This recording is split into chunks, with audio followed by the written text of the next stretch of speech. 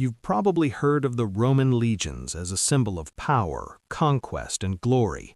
Movies portray imposing soldiers, gleaming armor, and epic battles that look like something out of a grand dream. But there's a truth no one talks about, a reality buried between the lines of history books that completely changes how you'll see the Roman Empire from now on. Because behind all that greatness, there was something very different from glory. There was suffering. Systematic, calculated, and, in a way, genius. Most people believe that the secret behind Roman dominance lay in their weapons, their battlefield strategies, or the brilliance of their generals. And they're wrong. The real secret of Rome was what happened before any battle. The miles marched under crushing weight, the nights without real rest, the discipline that never let up even when the body had already reached its limit. Rome didn't conquer the known world with brave soldiers alone. Rome conquered the world with a system capable of turning ordinary men into something history had never seen before. And here's the part that will truly surprise you.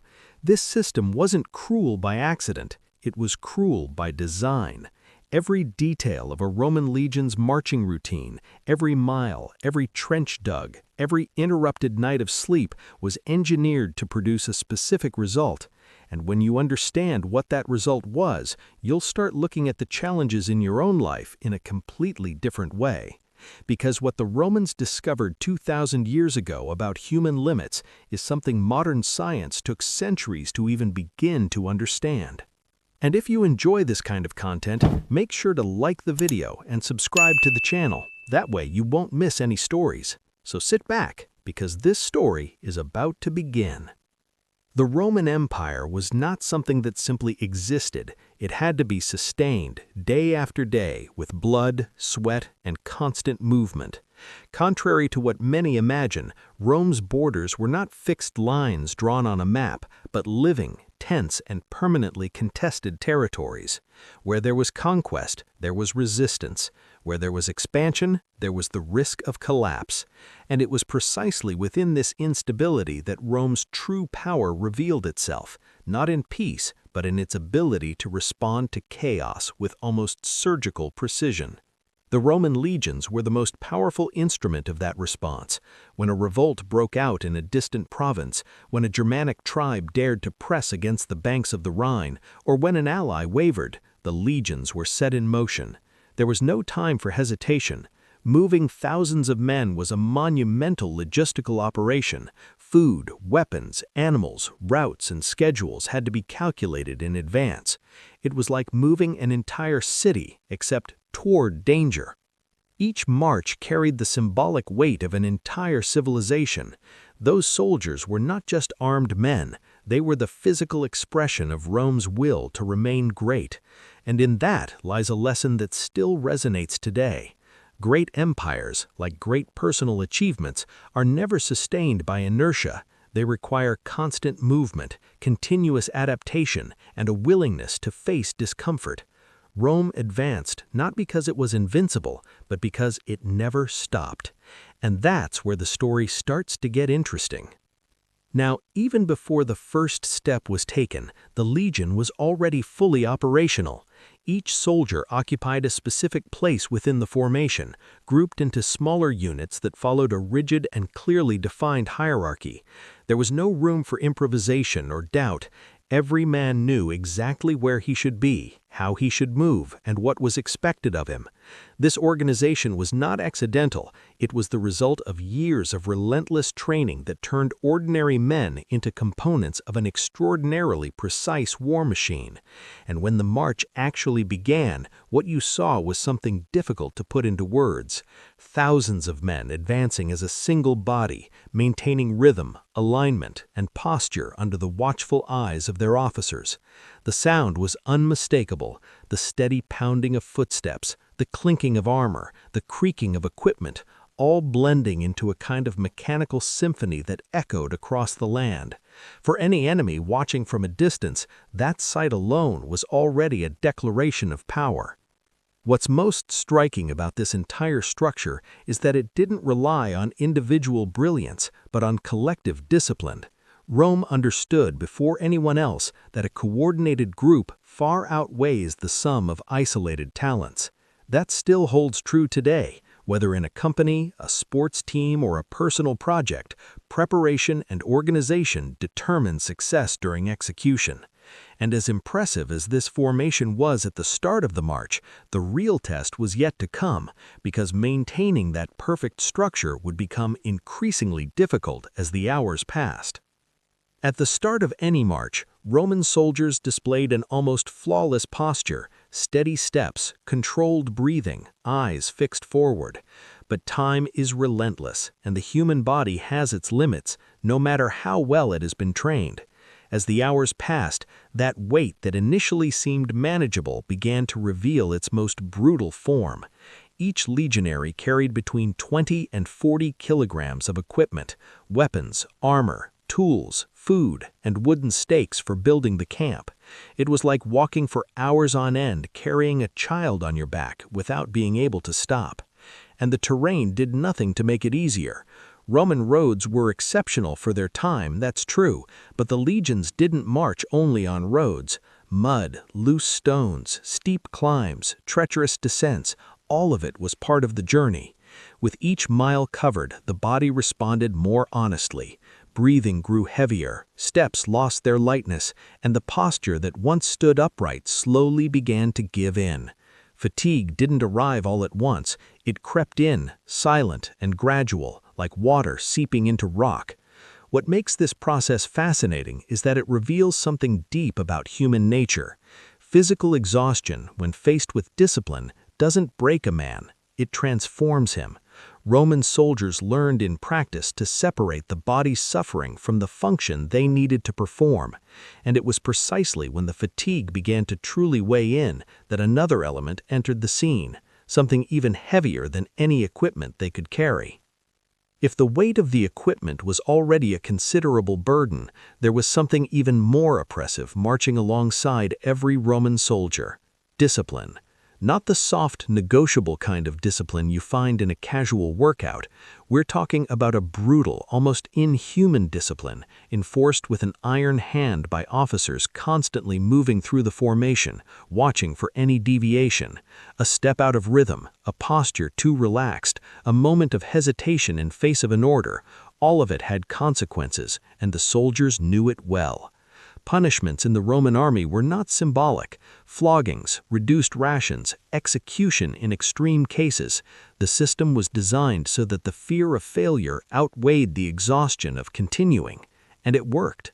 There are historical records of legions marching for days under terrible conditions, crossing deserts and mountains without breaking formation. Not because the men were superhuman, but because the structure of authority around them left no other choice. Discipline, in this sense, functioned as a second skeleton. It held the soldier up when his own body was ready to give out. What this teaches us is something powerful and, honestly, a bit uncomfortable to admit. Many times, it's not the motivation that keeps us going, it's the structure. It's the commitment made, the responsibility towards others, the consequences of stopping. Great athletes, entrepreneurs, and leaders understand this.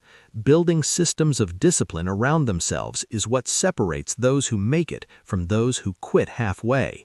And while discipline kept the formation intact from the inside, a completely different threat was forming on the outside. No matter how organized and disciplined the legion was, it never marched in absolute safety.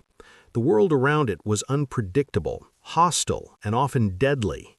Dense forests concealed watchful eyes and sharpened blades.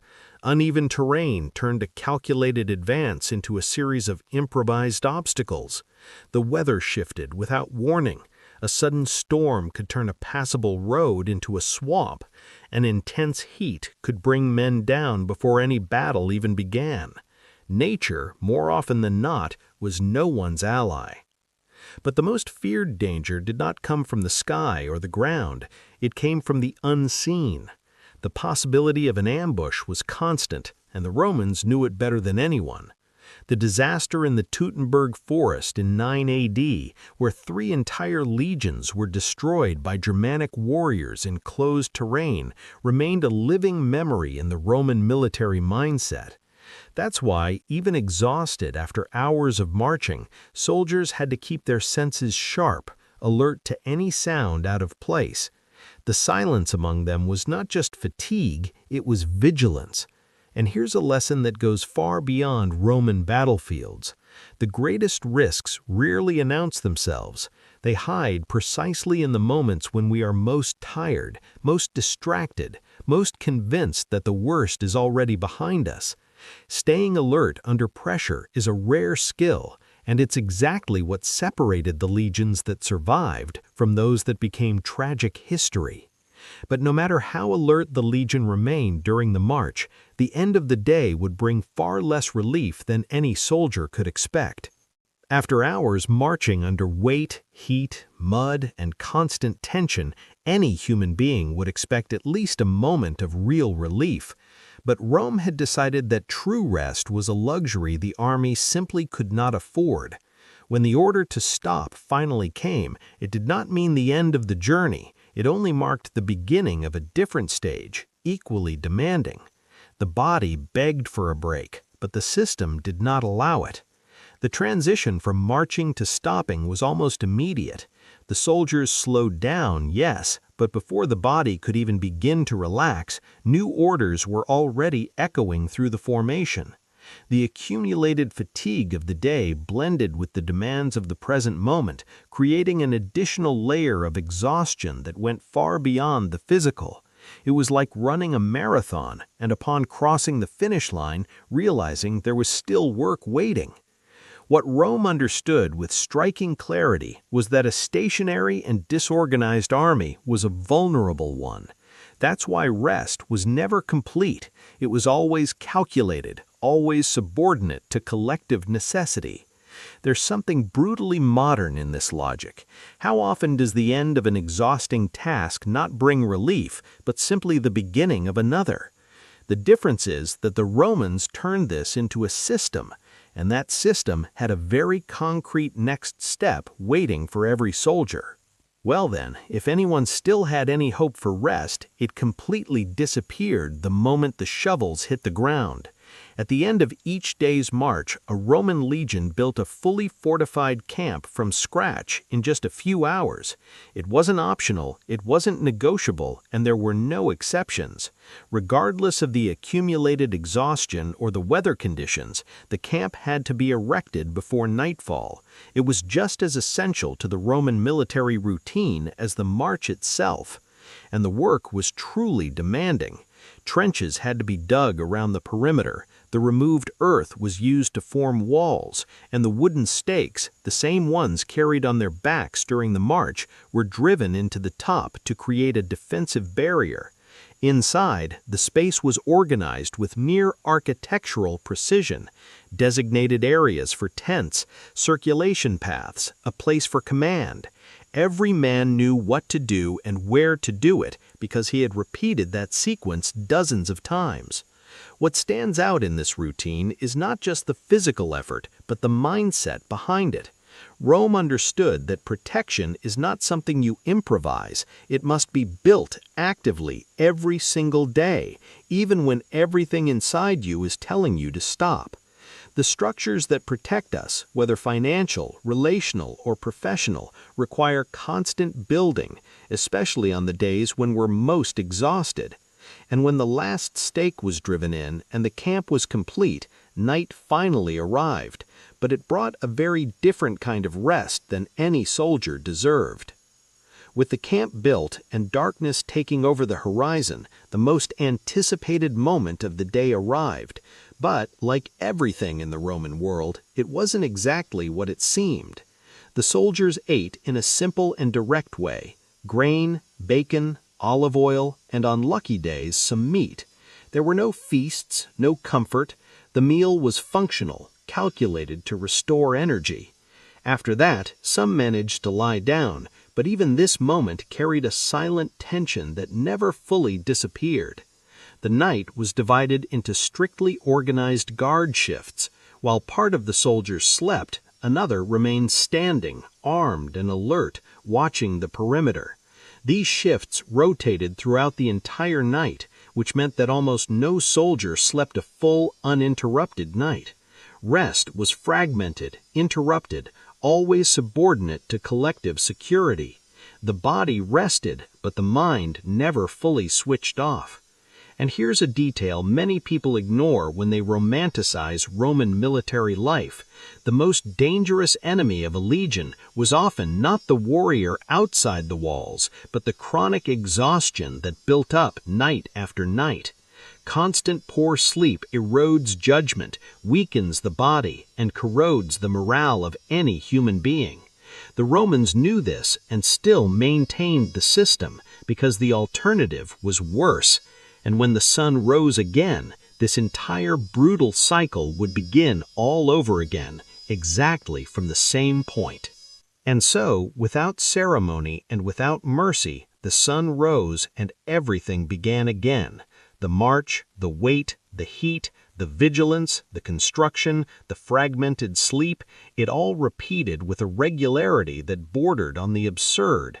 It wasn't just a hard day or an exhausting week, it was a continuous cycle with no end in sight, where every sunrise brought the certainty that the suffering of the previous day would be fully repeated. To those on the outside, it seemed unsustainable. To those inside, it was simply reality. As the days passed, the body began its process of adaptation. Muscles grew stronger, the rhythm of the march became more automatic, but the mind followed a different path. Some soldiers found in that repetition a strange sense of control. Others saw the same routine as a prison without bars, where the days blended together until they lost all distinction. Time stopped being a sequence of moments and became a single heavy mass. Above all, repetition revealed the true character of each man. There's no way to fake strength for weeks on end. Sooner or later, what truly exists within each person comes to the surface. The Romans understood this, and the system was in part designed for exactly that purpose. There's something brutally honest in this logic that still resonates today, whether in a long process of professional growth, a challenging relationship, or a goal that demands months of consistent effort. Repetition is not the obstacle, it is the path itself, and it's precisely along that path that something unexpected and fascinating began to happen to these men. After all of this, the endless marches, the crushing weight, the fragmented nights, the relentless discipline, and the never-ending repetition, something silent and profound had happened to that man. The soldier who took the first step at the beginning of the journey no longer existed in the same way. Not dramatically, not in a single moment of revelation, but gradually, almost imperceptibly, his individuality had been shaped and reconfigured by the collective experience of the legion. His movements became automatic, his reactions predictable, his body an instrument calibrated for a specific function. And what's fascinating is that this transformation was not only physical, the soldier's mind had changed as well. The man who once thought in terms of I began to operate in terms of we. His survival instincts, which would naturally push him towards self-preservation, had been replaced by collective reflexes. Protect the formation, cover the man next to you, keep the shield raised even when your arms could no longer hold it. The legion ceased to be a group of individuals and began to function as a single organism where each part knew exactly its role. There's something extraordinarily modern in this transformation. The greatest teams in history, whether military, athletic, or corporate, are not made up of collections of individual talent, but of people who have gone through shared experiences intense enough to create a genuine collective identity. The Roman legions understood this 2,000 years before any book on management or leadership. And the soldier who emerged from this process had discovered through the harshness of routine something very few people ever find: the ability to keep moving forward when everything inside is telling you to stop. Well then, if anyone had any hope for rest in distraction, it completely disappeared when darkness took over the horizon. The end of each